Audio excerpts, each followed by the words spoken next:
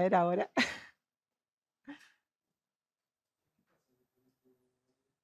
Bueno, equipo, buen día. Hoy vamos a grabar con Andrea Gutiérrez, ponete cómoda. Es experta en movilidad, en ciudades. ¿Qué tema? Hermoso tema ese, muy actual. Y es profesora de geografía, así que nos va a tomar un poco de lección.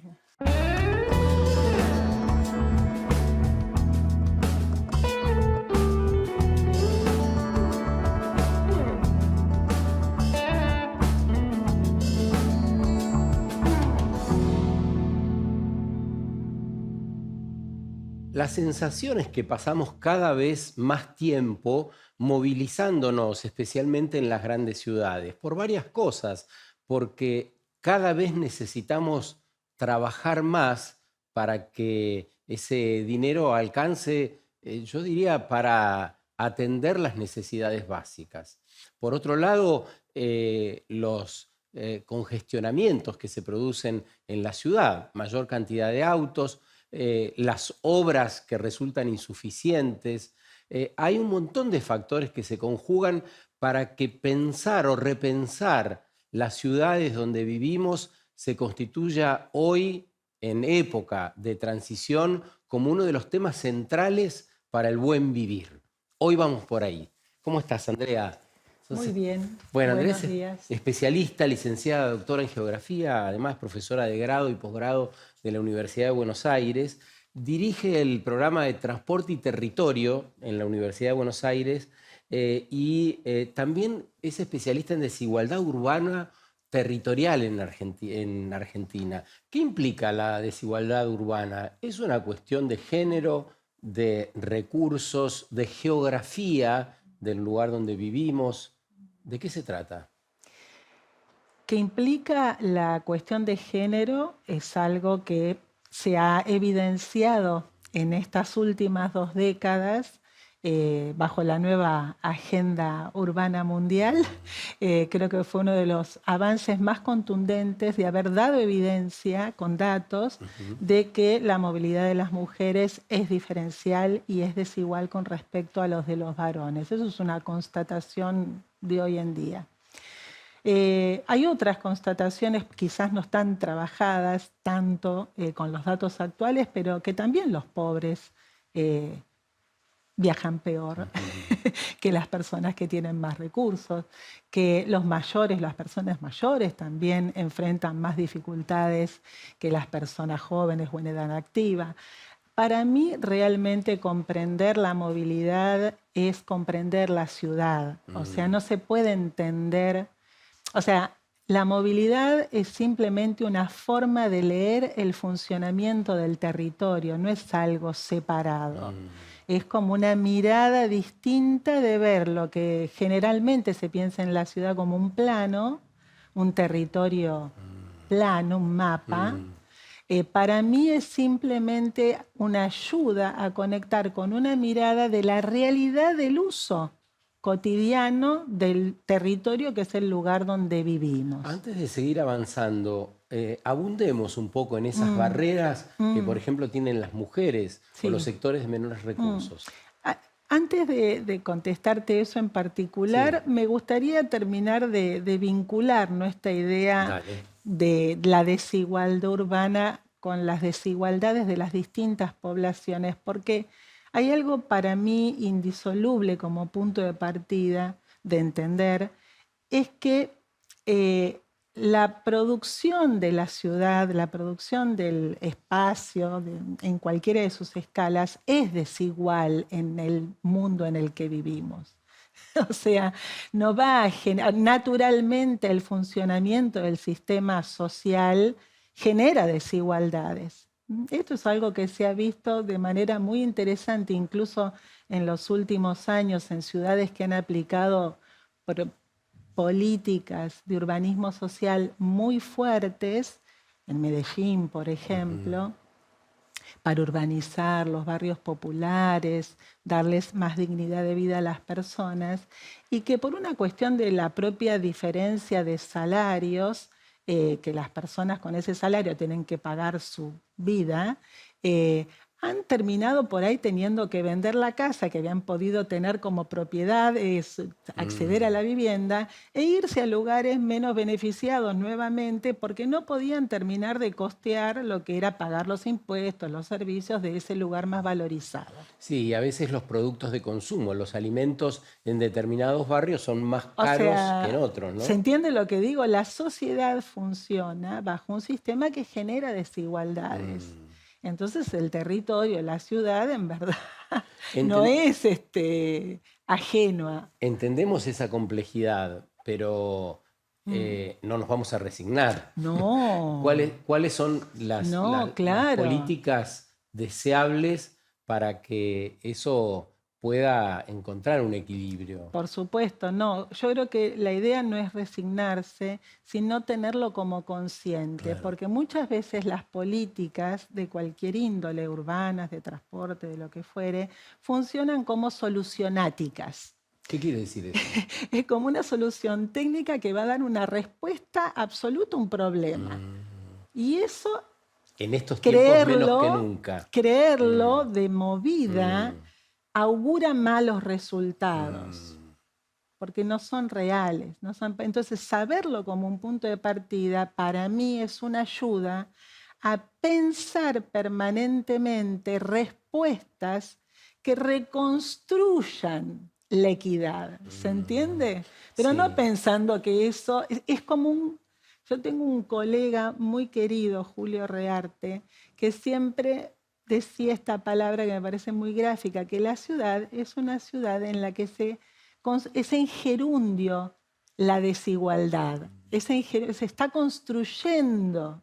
¿Se entiende? O sea, en paralelo también se están construyendo equidades, pero es una dinámica cotidiana que hay que para mí tener muy presente como horizonte de sentido en lo que uno hace, como en la construcción social que incluye lo que cada uno hace, también la construcción de la movilidad de la ciudad, de lo que fuera. Interesante, como si hubiese una dinámica que nos va llevando a esas desigualdades Absolutamente. y es como difícil frenarlo, La mejor manera de frenarlo es ser un incansable reconstructor de la equidad para mí, por decirlo de algún modo. Pero es sobre todo importante tener esta dinámica presente porque requiere un esfuerzo sostenido. y una mirada integral, por lo que decís, Absolutamente. porque abarca cuestiones de género, ingreso, ubicación, Edad. origen, edades. Exactamente. Desglosemos eso entonces. Empecemos, si querés, por género o por desigualdad económica, por lo que quieras, pero me gustaría que podamos dar un panorama para justamente seguirte en esto que decís, entender bien la complejidad de lo que hoy implica movilidad y territorio. Sí.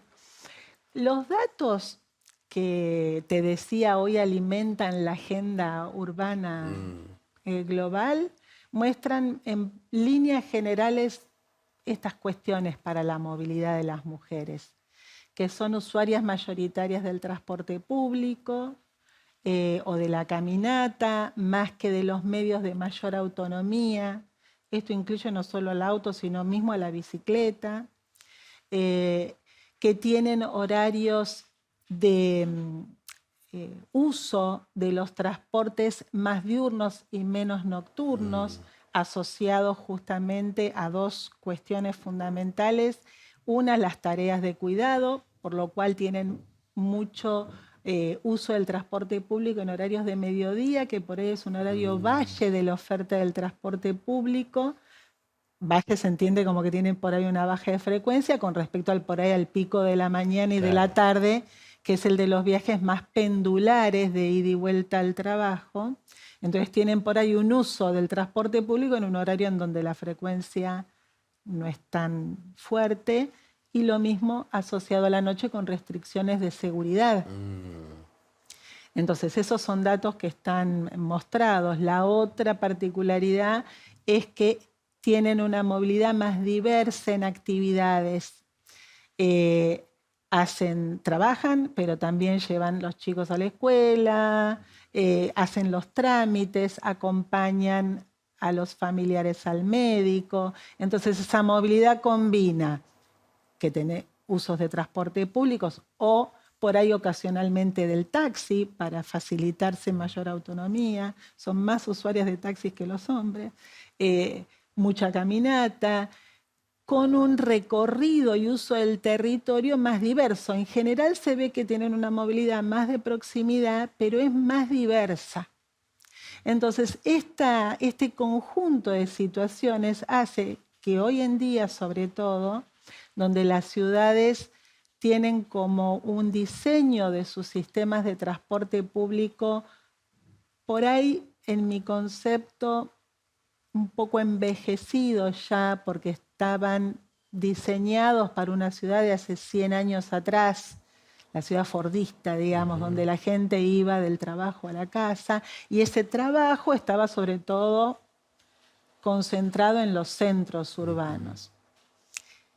Esas redes no se han modificado mucho, ¿viste? Entonces vos tenés una red que tiene una cobertura capilar en la periferia menor, se tienden a troncalizar con estos metrobuses o los subtes o lo que es para los grandes volúmenes, ahí se pone foco. Pero para hacer una movilidad que vos tengas que combinar, trasbordar 2, 3 líneas para irte de La Matanza a Moreno, es un lío, ¿se entiende? Es decir, vas cerca, pero no se claro, te hace fácil. Nos estás diciendo de algún modo que está desmembrado ese sistema de movilidad y que ya resulta un poco viejo frente a las actividades del presente. Yo creo que la movilidad está integrada, lo que está disociado es del transporte. ¿Se entiende? Porque nuestra movilidad es una unidad de sentido. La movilidad es como la expresión en el territorio de nuestro modo de vida, del modo en el que usamos en que realizamos las actividades, te diría, más que en que usamos el territorio. Porque es en la forma en que vos realizás las actividades. Claro. Si vos, qué sé yo, tenés que ir a hacer un trámite y te requiere hacerlo presencial, bueno, tenés que ir hasta ese lugar porque te requiere hoy en día hacerlo presencial. Por ahí si lo haces ahí virtual... entra el transporte. Entonces, la movilidad es el modo de vida expresado en el uso funcional que hacemos de lo cotidiano, de las actividades en nuestra vida. El transporte es un medio a eso. Claro. Entonces, si el transporte en su diseño no se adecúa verdaderamente a las movilidades, es donde aparece lo que yo digo que son esas paradojas de la política pública actual. Porque se sabe, por ejemplo, de la movilidad del cuidado, la agenda global tiene un diagnóstico muy claro de equidad de género en movilidad, que es un avance inédito, no lo había cuando yo empecé a estudiar estos temas. Hasta los 90 esto no estaba instalado en la agenda de políticas, menos a una escala mundial. Pero en paralelo, las políticas del transporte sostenible en verdad apuntan a mejorar los sistemas de transporte, pero no adecúan el modelo de servicios. El modelo de servicios sigue estando basado, sobre todo en los transportes masivos, en este diseño troncal al centro, que era de otra ciudad, de otra época. Y por eso vos ves que proliferan, con la cuarta revolución, estamos en otro momento, transportes por aplicativos, que hoy en día las mujeres son las principales usuarias. ¿Te referís a las apps? Claro, exactamente. Y son las principales usuarias las mujeres, porque les da, es como una oferta. El transporte es una oferta de un medio para realizar esas movilidades. Y esa es una oferta más flexible, ¿se entiende? ¿Cuál sería una adaptación de política pública al tiempo que vivimos y que a la vez sea sostenible? Yo creo que hace falta primero salir de la caja con la cabeza. Qué bueno. Es el primer paso que hay que dar. Yo no sé si puedo ofrecer soluciones, pero sí plantear estas paradojas y preguntas, porque en verdad creo que lo que hay que readecuar es el modelo. No puede haber más un único modelo de servicio de transporte público. El transporte hoy tiene que ser a la demanda en alguna forma, ¿se entiende? Para ofrecer respuestas a esa necesidad de mayor flexibilidad que tienen nuestros modos de vida de hoy. Entonces, no es que no tiene que existir más el transporte público masivo porque se necesitan las movilidades más masivas, son al trabajo, al estudio, siguen respondiendo esas lógicas. Lo que digo es que no puede haber un modelo de servicio de transporte público único. O sea que debería haber un modelo complementario. Varios.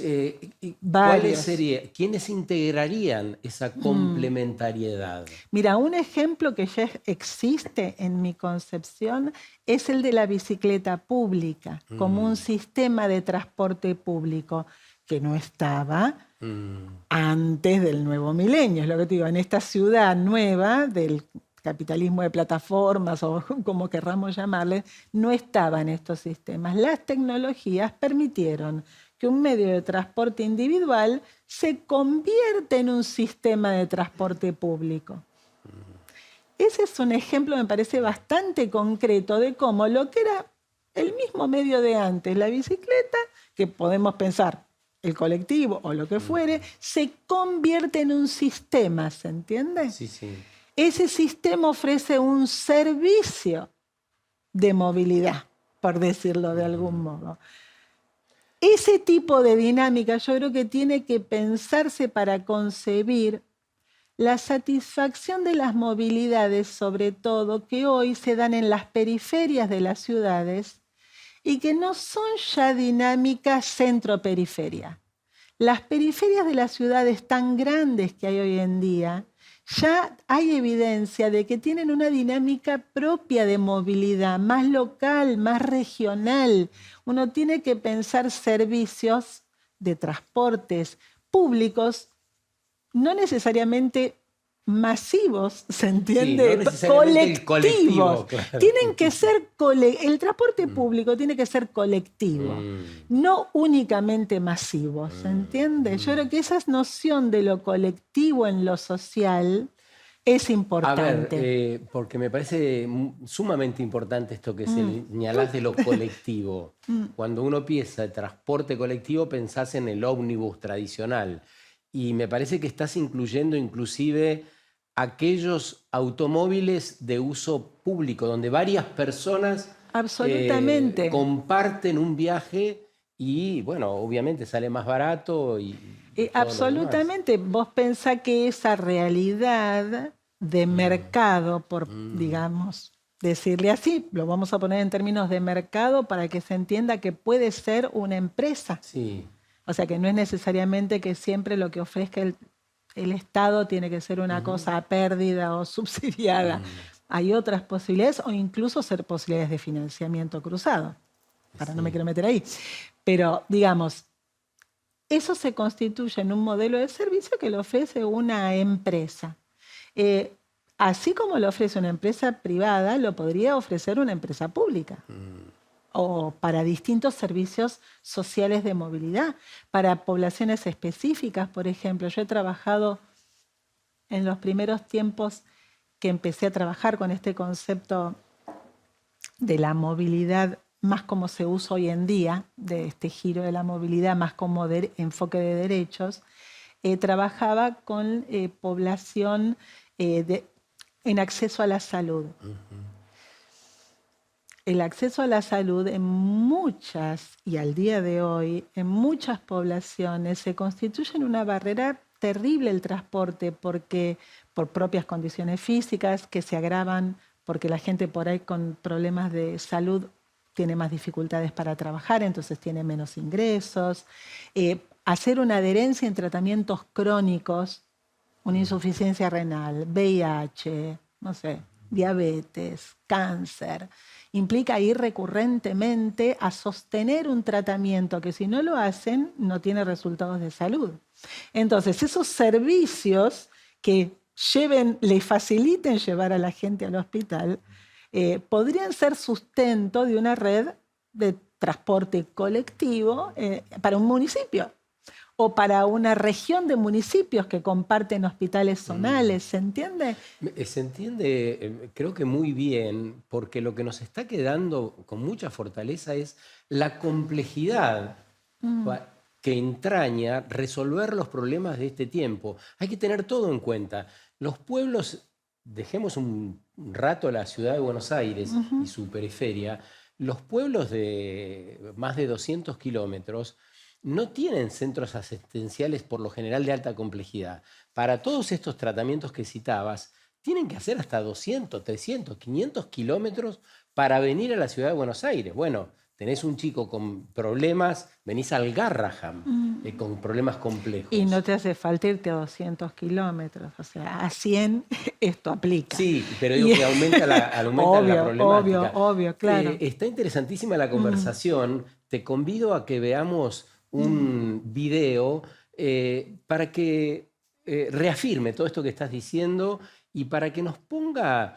también en contexto, ¿no?, de las otras ciudades latinoamericanas.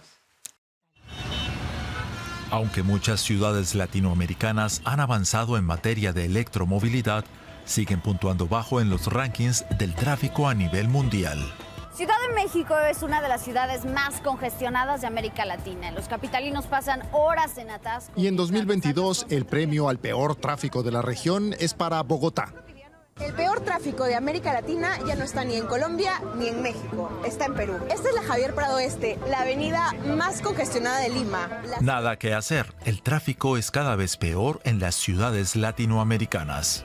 En ciudades como Bogotá, Lima, Sao Paulo, Ciudad de México, el crecimiento horizontal y sin control de las urbes, la mala infraestructura vial y el deficiente transporte público les pasan factura a millones de latinoamericanos. Encima de todo, los cierres por las obras de construcción del metro hacen que hoy en Bogotá ir de un lado a otro sea una odisea. ¡Ugh! Las soluciones se necesitan urgentemente y las ciudades ya trabajan en varios frentes. Está claro que no hay una única fórmula salvadora. Para abordar el problema de la movilidad hay muchas ideas nuevas. Sin embargo, hoy la tecnología está siendo destinada a 5 ejes claves. Fortalecer el transporte masivo y público. Este disminuye la densidad de vehículos privados en las ciudades y optimiza la fluidez del tráfico. Métodos de transporte alternativos como las bicicletas o las patinetas eléctricas, por ejemplo, porque reduce la contaminación y la dependencia de vehículos motorizados. Limitación del tráfico en zonas de la ciudad. Las zonas restringidas reducen emisiones y obligan a bajarse del auto. Vehículos inteligentes pensados para la ciudad, pequeños y eléctricos de menor tamaño y más eficientes. Y tal vez el reto más difícil, replantear el diseño de las ciudades y sus espacios. Porque está claro que las grandes metrópolis hoy ofrecen más problemas que alternativas de bienestar para la mayoría de sus ciudadanos. ¿Qué pensás después de ver esto? Uy, tantas cosas. Yo tengo un problema que es que mi cabeza siempre funciona en red, entonces se me dispara pensamientos en muchos sentidos. Una cosa que no sé si voy a poder expresarla con claridad, pero creo que el gran desafío, volviendo un poquito sobre lo que hablábamos antes, es poder pasar de ver transportes a pensar sistemas, servicios, que es otra cosa, que es cómo vos usás ese medio en pos de un fin. El tema de Bogotá me parece muy claro, ¿no?, porque es una ciudad que ha sido ejemplo de avance en política a principios de los años 2000 con la implementación de los sistemas integrados que apuntaban justamente al transporte, que ahí decía la frase masivo, que era lo que decíamos antes, ¿no? Masivo, que eso es necesario y es necesario para ordenar esos flujos troncales de grandes volúmenes centro-periferia.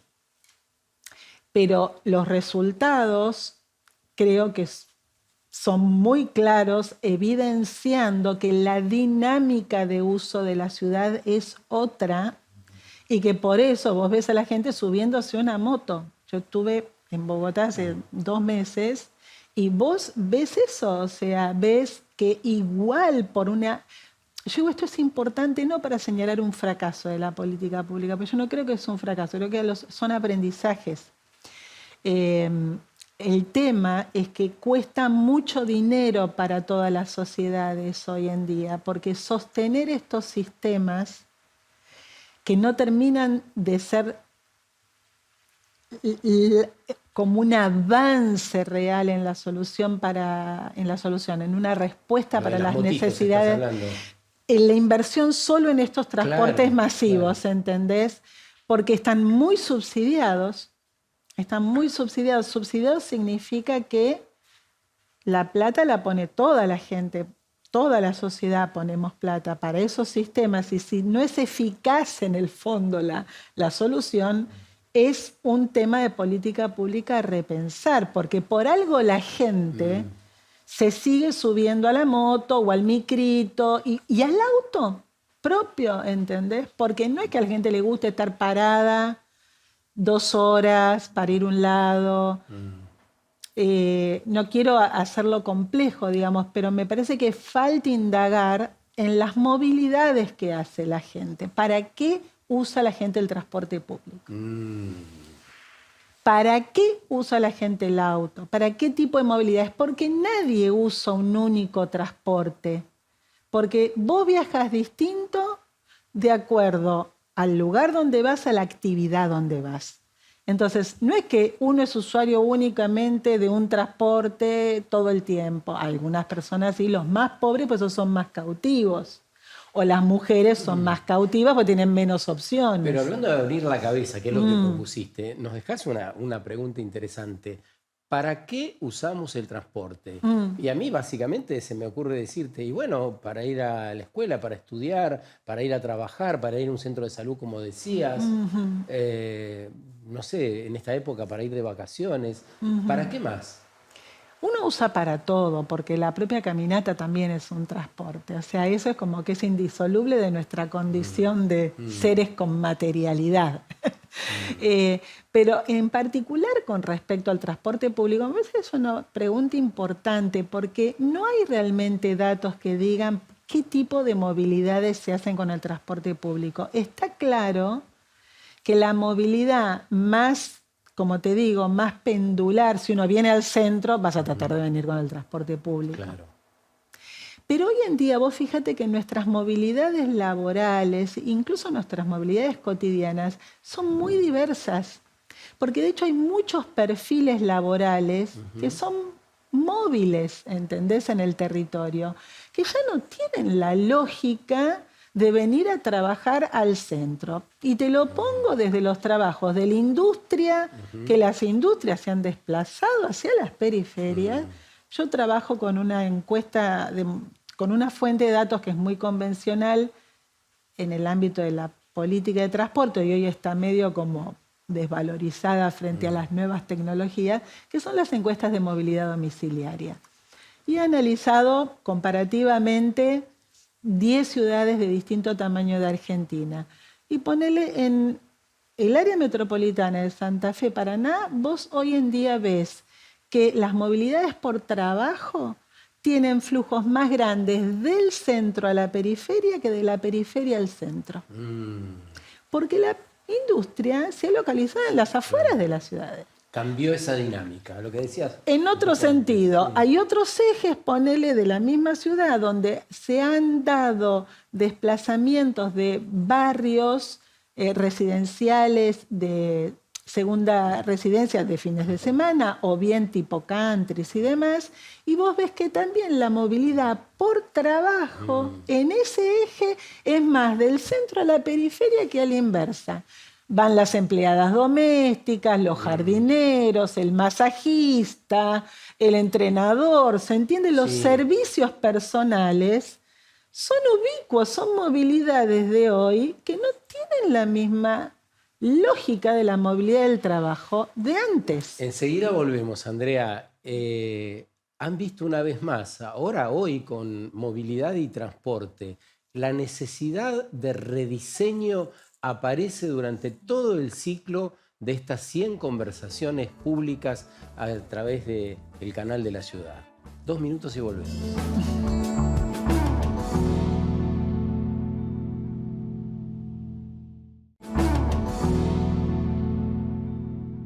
Bueno, seguimos con Andrea Gutiérrez, especialista en movilidad y transporte, profesora de grado y posgrado en la Universidad de Buenos Aires, con una amplia trayectoria. Es interesante todo lo que hemos venido escuchando. Entre otras cosas, hablabas de la bicicleta y también de la caminata como transporte. ¿Cómo influye el arbolado público para que eso sea posible, resulte satisfactorio y encontremos calidad en esa cadena de transporte que vos nos proponés imbricar? Es fundamental. Es fundamental. El espacio público es parte del sistema de transporte. Esa es la realidad. Un arbolado es sombra. Aparte de oxígeno para todos, pero es sombra. Por eso te preguntaba, ¿no? Caminando... Claro, lo pongo como un ejemplo de lo que significa, digamos, ¿no? Más allá de el disfrute que te puede ocasionar ver lo bello que es la naturaleza y que por ahí muchos no tienen la ocasión de ir a verla a la costa y es su barrio, su naturaleza. ¿Hay calidad de ese arbolado en las grandes ciudades de Argentina? Mira, no te quiero mentir, pero yo creo que de espacios verdes, porque no sé, arbolado es como por ahí muy específico, pero de espacios verdes seguro.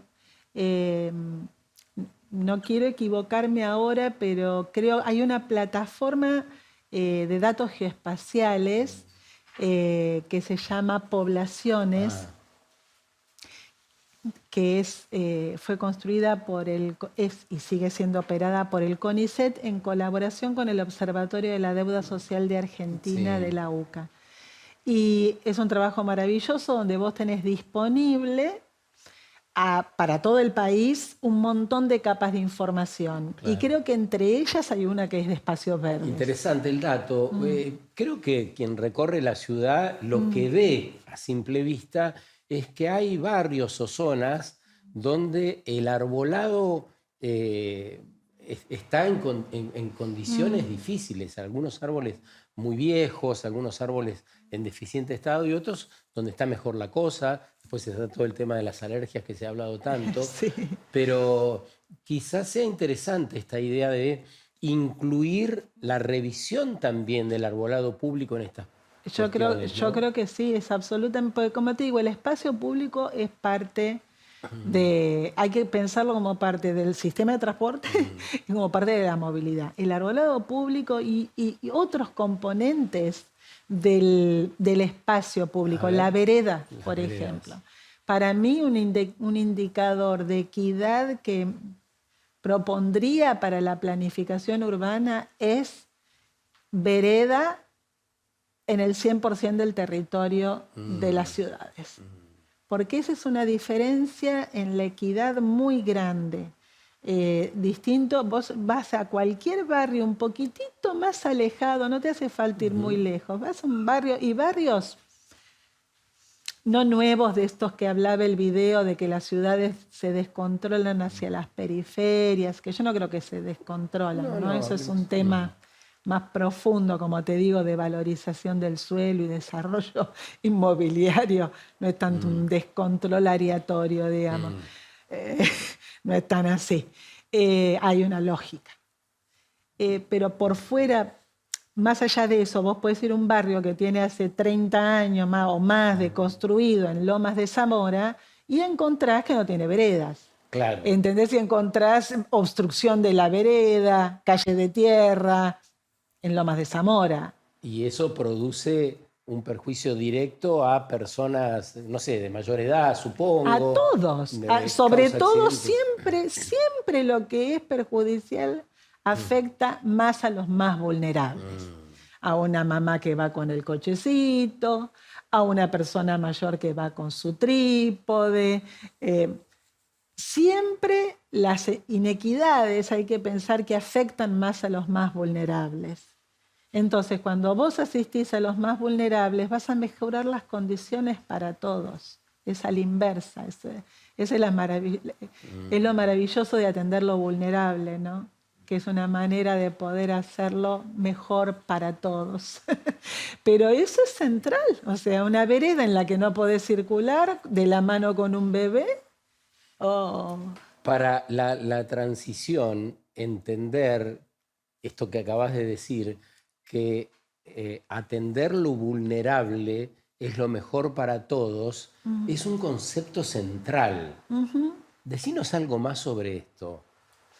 No sé si te lo podría intelectualizar. Para No, mí es al como contrario, bájalo, digamos, o un ejemplo, lo que quieras, pero es que para me parece mí, que son las cosas que faltan entender. es que faltan para mí es la conversar. realidad de la vida.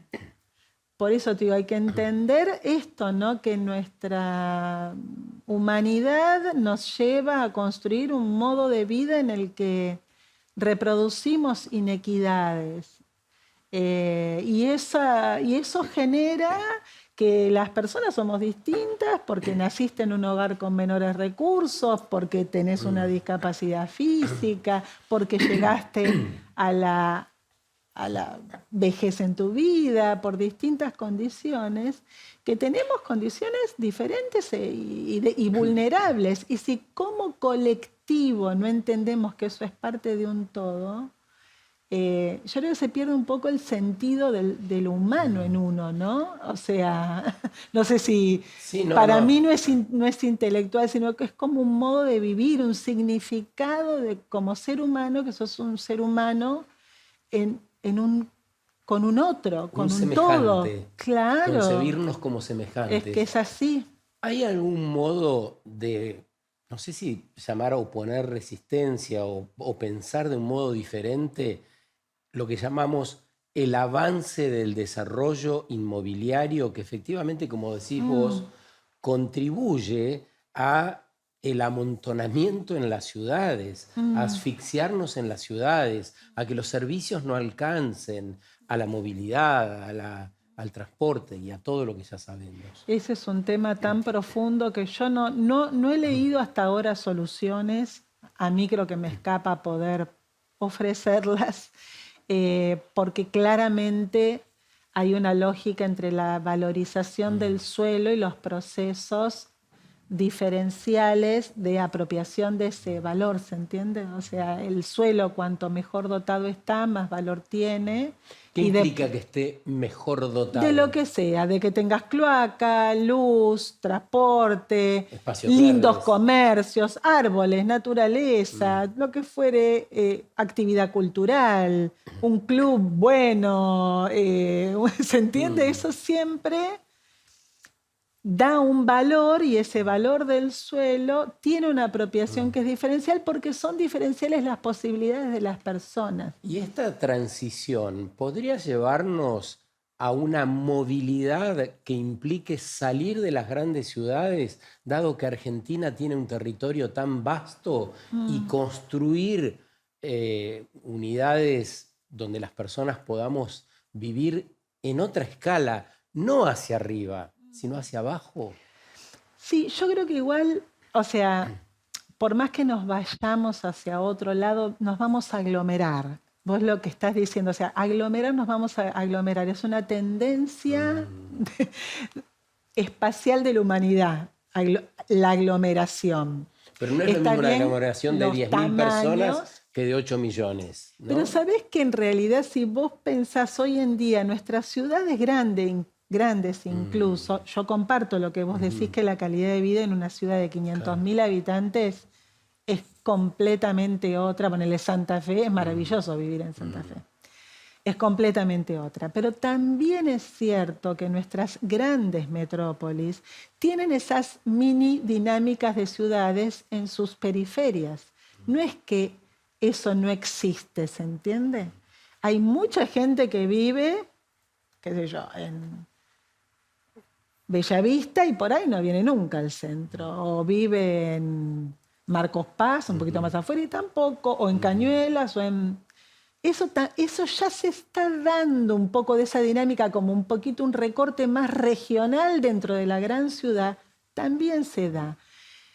El tema de cómo esta cuestión de la valorización del suelo y la apropiación diferencial de los beneficios es difícil, pero yo creo que hay que también entender que hay como que esponjar la ciudad, ¿viste? Porque no es solo la verticalización. Acá tenemos en los centros de las ciudades mucha construcción vertical. Sí. Eso es Los así. grandes edificios. Pero vos también tenés muchos edificios con departamentos o viviendas vacantes. En algunos de más alto estándar, bueno, obviamente la gente lo alquilará para Airbnb porque lo considera como una alternativa de generarse ingresos, como vos decías Sí, hoy, pero hay muchos complementarios. lugares vacíos por todo Pero el hay año. otros que están deteriorados Además, sí. y que, por ejemplo, el Estado podría ocupar ese lugar de esponjar esos edificios que están ¿Qué deteriorados. implica esponjar? Esponjar es concretamente? como que vos podés tener en ese edificio donde hay viviendas privadas alguno que se compra con un uso de dos tipos, pienso yo. Sí, No sí, estoy inventando en este Es un punto, tipo de ideas. recordando algunas cosas que alguna vez escuché, que vos puedas comprar, en vez de hacer un edificio de vivienda pública que lo haces en la periferia, vos podés comprar departamentos en esos edificios deteriorados para el mismo uso y entregarlo con un crédito de vivienda con lo social. Que ya está hecho. Con un crédito de vivienda social.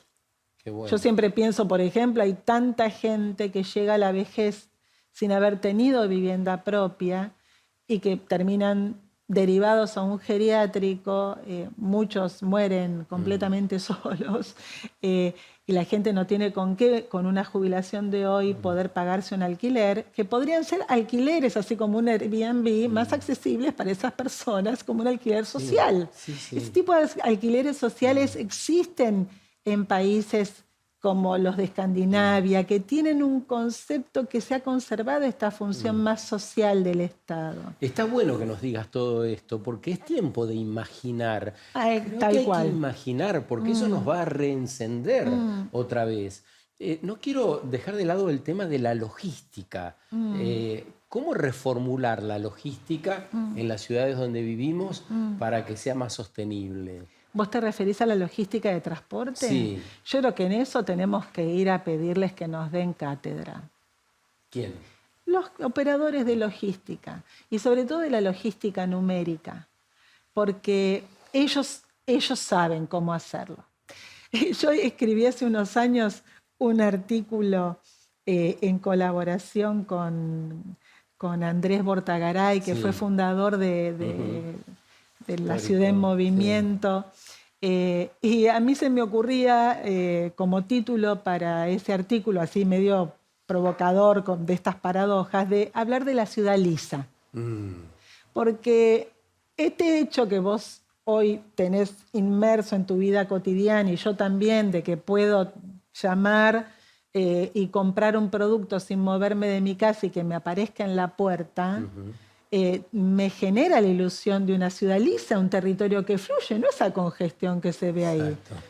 Es la vivencia. Llamo y lo tengo y Es no, la vivencia completamente opuesta Tenés razón. y que sin embargo tiene detrás todo un movimiento de transporte. Escarpado, no liso. Pero justamente. total, hizo una combinación de viajes que llevaron un depósito, la mercadería del productor, la embalaron, se la llevaron, porque el pedido es otra cosa que el producto.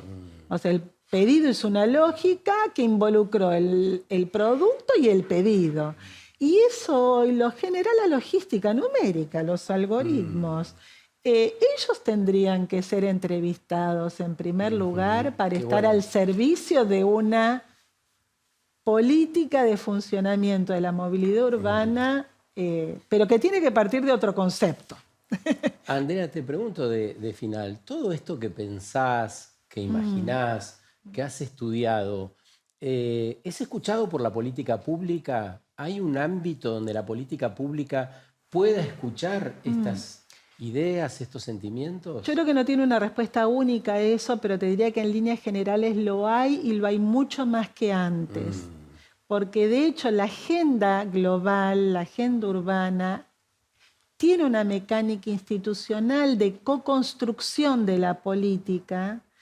Digo co-construcción porque es más participativa, no solo en el sentido de que participe en distintas instancias de gobierno, mundiales, nacionales, locales, sino otros actores, las organizaciones no gubernamentales, también la academia. Y eso genera ámbitos, viene generando ámbitos de articulación, donde también los académicos tienen, no solo que lo tienen habilitado, sino yo creo que es demandado por la política pública, ese rol del académico, de ir a plantear estas preguntas, de generar evidencia. Creo que por ahí hasta en un punto, lo pongo en mí, quizás los propios académicos todavía no nos habilitamos tanto ese rol para ir a ocupar ese espacio, pero creo que la agenda hoy, la agenda como esta arquitectura institucional que tiene la agenda de políticas, lo ha habilitado y lo ha formalizado, promovido mucho más que en otras épocas. Y eso en algún punto yo creo que se replica con más luces, con menos, en distintas escalas, en el ámbito de los gobiernos municipales, en el ámbito del gobierno nacional. Obviamente son procesos nuevos y la sociedad, el ser humano aprende lento. A veces la realidad va más rápido de lo que podemos aprender, y siempre ¿no? entendiendo que todo cambio, toda transformación tiene que incluirnos a todas, todas las personas. Vos sabés que estamos tan justos con el tiempo, pero no quiero dejar de contarte esto que vi recién, cuando venía a encontrarme con vos. Y lo que ven muchas personas en la ciudad, no ahora, sino desde siempre. Uno de los contenedores de basura del gobierno de la ciudad con un señor de 45 años, 50, y un niño de 10, metidos adentro de ese contenedor. A mí me parece que ocuparnos de eso tiene que ver con el bienestar general, con el bienestar de todos. Absolutamente. Y me decís esto y me llevaste a pensar un ejemplo más de cómo gestionar la política pública. Yo en mi casa, mi esposo me viene diciendo que esos contenedores de basura, la gente los está usando para hacer sus necesidades, la gente que vive en la calle. Baños públicos. Claro. Es esencial. Parte de una ciudad con equidad. Y es parte del territorio y es parte de la movilidad urbana.